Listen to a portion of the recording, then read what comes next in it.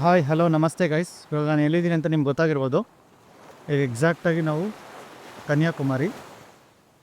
So ಕನ್ಯಾಕುಮಾರಿಲಿ ಇದ್ದೀವಿ.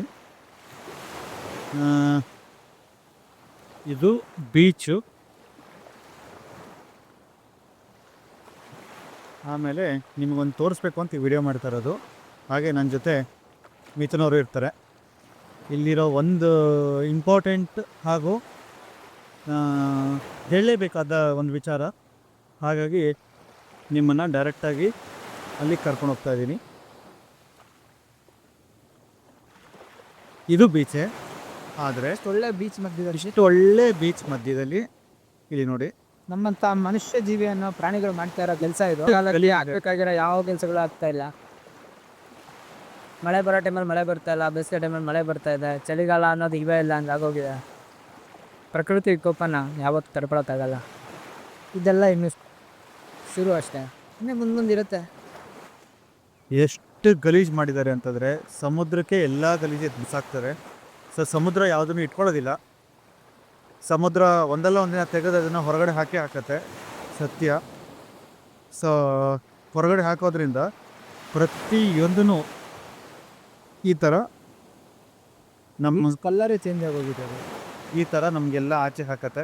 ನೀವೇ ನೋಡ್ಬೋದು ಬೀಚ್ ಕಲ್ಲರು ಇಲ್ಲಿ ಎಷ್ಟು ನೀಟಾಗಿದೆ, ಅದೇ ಥರ ಇಲ್ಲಿ ಯಾವ ಥರ ಇದೆ ಅಂತ ನೀವೇ ನೋಡ್ಬೋದು. ಮೋಸ್ಟ್ಲಿ ಇದು ಅಲ್ಲಿಂದ ಬರೋ ಗಲೀಜು ಇದ್ದರೂ ಇರಬಹುದು. ಸೊ ಆ ಗಲೀಜಿಂದ ತಗೊಳ್ತಾನೆ ಇರಲ್ಲ ಅದು. ಆ ಗಲೀಜಿಂದ ಮೋಸ್ಟ್ಲಿ ಇಷ್ಟು ಕಚಡ ಆಗಿರ್ಬೋದು ಇಲ್ಲಿ. ಸೊ ನಾವು ಆದಷ್ಟು ಗಲೀಜನ್ನು ಬಿಸಾಕಬಾರ್ದು.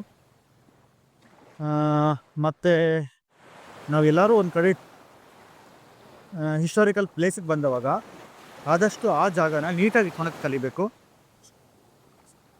ಎಲ್ಲ ಕಡೆನೂ ಅದೇ ಮಾಡಬೇಕು. ಹಿಸ್ಟಾರಿಕ್ ಪ್ಲೇಸ್ ಒಂದೇ ಅಲ್ಲ, ಪ್ರತಿಯೊಂದು ಕಡೆನೂ ಅದೇ ಮಾಡಬೇಕು. ಸೊ ನಾವು ಮಾಡ್ತಿರೋ ತಪ್ಪಿಂದ ಈ ಥರ ಆಗಿದೆ. ಬೀಚ್ ಕಲರ್ ನೋಡಿ ಯಾವ ಕಲರ್ ಆಗಿದೆ, ಕರಿ ಕಲರ್ ಆಗಿದೆ, ಆಲ್ಮೋಸ್ಟ್ ಕರಿ ಕಲರ್ ಆಗಿ ಹೋಗಿದೆ. ನಿನ್ನೆ ಬ್ಲ್ಯಾಕ್ ಸ್ಯಾಂಡ್ ಬೀಚ್ ನೋಡಿದ್ವಿ, ಬ್ಲ್ಯಾಕ್ ವಾಟರ್ ಬೀಚ್ ನೋಡ್ತಾ ಇದ್ದೀವಿ. ನಿನ್ನೆ ಬ್ಲ್ಯಾಕ್ ಸ್ಯಾಂಡ್ ಬೀಚು, ಇವತ್ತು ಬ್ಲ್ಯಾಕ್ ವಾಟರ್ ಬೀಚ್.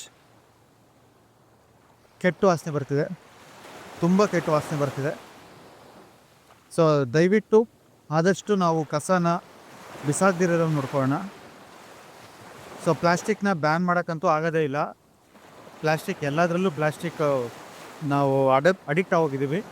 ಸೊ ನಾವು ಆ ಥರ ಇದ್ದವಾಗ ಪ್ಲಾಸ್ಟಿಕ್ನ ಕಂಪ್ಲೀಟಾಗಿ ಬ್ಯಾನ್ ಮಾಡೋಕ್ಕಾಗದಿರೋ ಇದ್ರೂ ನಮ್ಮ ಕೈಲಿ ಎಷ್ಟಾಗುತ್ತೋ ಅಷ್ಟು ಅವಾಯ್ಡ್ ಮಾಡೋಣ. ಪ್ಲಾಸ್ಟಿಕ್ಕನ್ನು